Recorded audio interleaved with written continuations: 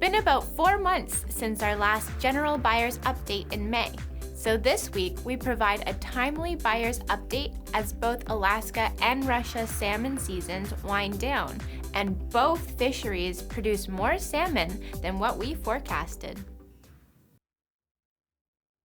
Alaska's waters are home to a wide variety of seafood species. They live wild and free in their natural environment. Alaska is the gold standard for sustainable seafood. Every year, the amount of fish harvested is closely managed to ensure the ecosystem stays healthy, both now and into the future. When you ask for Alaska seafood, you know you're getting sustainable wild seafood. Enjoy the flavor of what nature provides.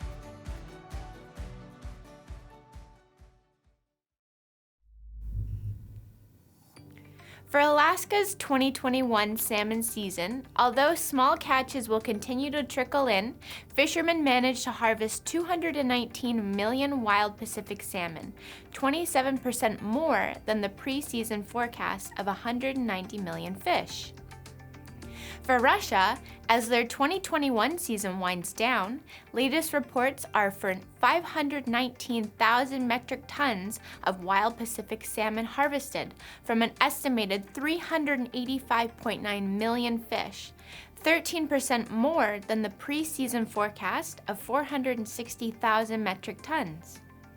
In 2020, global wild Pacific salmon harvest amounted to 606.7 thousand metric tons from Russia, USA, Japan, Canada, and Korea. For 2021, industry experts projected a global harvest of about 930,000 metric tons. However, smaller fish was generally noted throughout the season, which may not compare as favorably to years previous. Moving on to halibut, and as of September 15th, 19.3 million pounds of Pacific halibut have been harvested in the North Pacific Ocean from Alaska to California in the IPHC-managed fishery. The halibut fishery is now over 64% landed of the 39 million pound TCEY, with the season ending in December.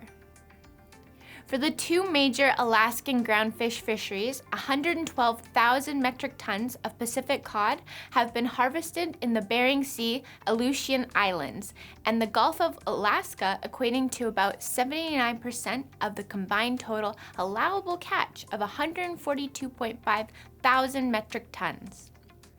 For Pollock, about 1.37 million metric tons have been harvested in the Bering Sea Aleutian Islands and the Gulf of Alaska, equating to about 93% of the total allowable catch of 1.47 million metric tons. Moving on to the current conditions in the marketplace, and we will start off with salmon. Sockeye continues to remain short.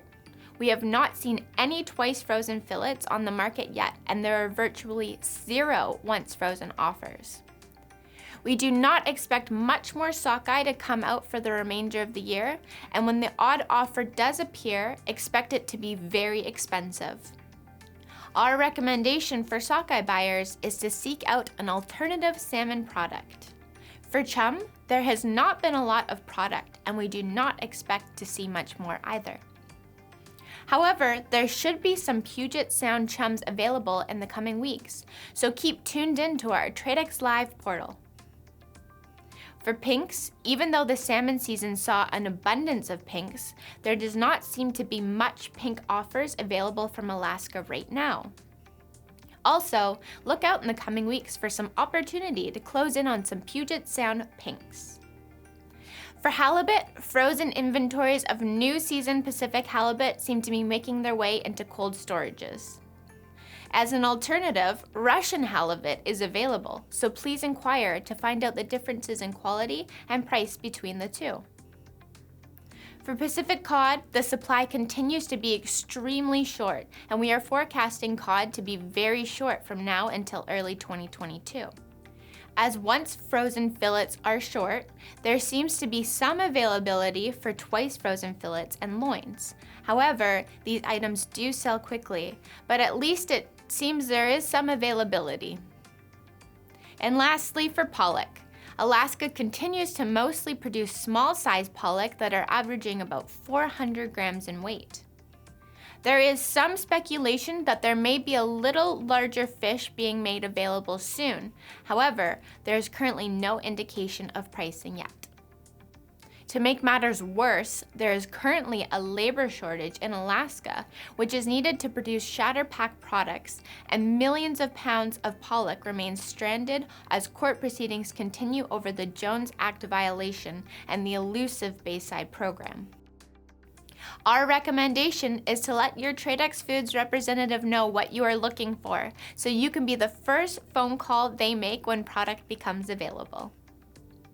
Keep tuned into our 3-minute market as we have some exciting episodes coming your way, from what is protein injection, to debunking Seaspiracy, to nabbing your crypto domains. If you are not already, be sure to subscribe to our 3-minute market insight using the sign-up form below to keep tuned in to all upcoming market insights. Thank you for joining me for the Tradex Foods 3-minute market insight. This has been Rochelle Ryerson reminding you to stay safe, buy smart, and eat more seafood.